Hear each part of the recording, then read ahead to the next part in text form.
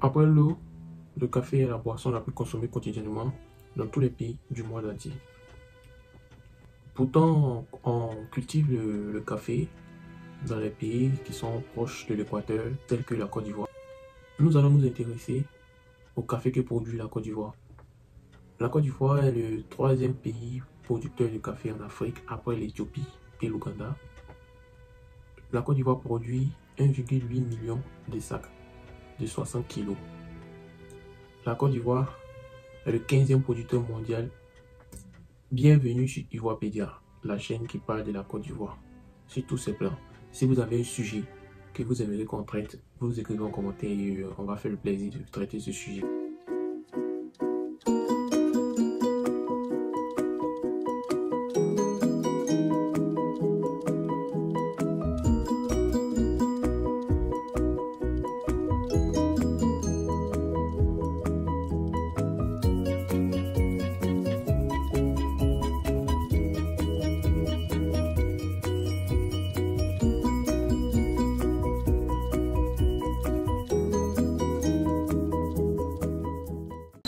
Intéressons-nous d'abord à l'origine du café.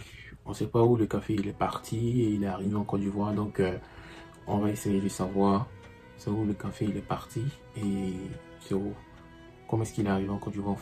En fait, le café provient de l'Éthiopie depuis l'an 850 et il a transité vers l'Arabie, il est arrivé en Europe et lorsque les explorateurs sont venus en Côte d'Ivoire dans les années 1800-1900, ils sont rentrés avec le café. Ils sont rentrés précisément dans les années 1882 sur le Cavali et ils ont partagé les plants de café, ils ont fait la culture. En Côte d'Ivoire, principalement, nous avons la culture du café qui est le Robusta.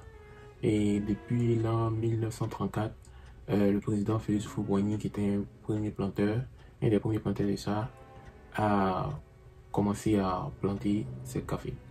Et c'est ainsi, il y a eu plusieurs plantations de café dans ce pays. Et à la fin de la Deuxième Guerre mondiale, le planteur voulait un changement parce qu'il voyait que les plantations, le rendement de la plantation n'était vraiment pas, comment on dit, c'était vraiment pas beaucoup. Du coup, ils ont créé le syndicat agricole africain pour négocier le prix du café.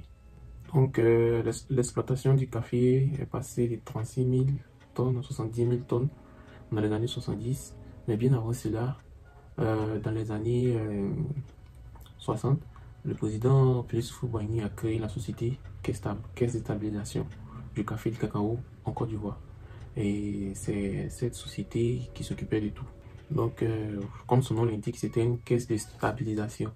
C'est-à-dire que soit les coûts mondiaux, les fluctuations, les inflations, cette caisse va gérer le café et le cacao pour que les planteurs ne puissent pas avoir de conséquences, des répercussions sur. Donc, c'est ça qui a fait un peu une des piliers de l'économie ivoirienne.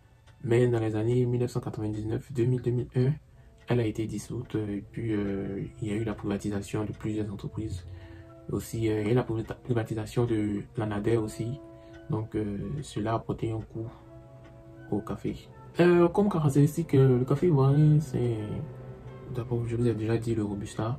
Mais le Robusta, lui, comme on dit, c'est son arôme, son goût que les gens aiment en fait. Parce qu'il est différent et puis il a une forte dose en caféine. Donc, c'est ce qui différencie le café ivoirien aux autres cafés.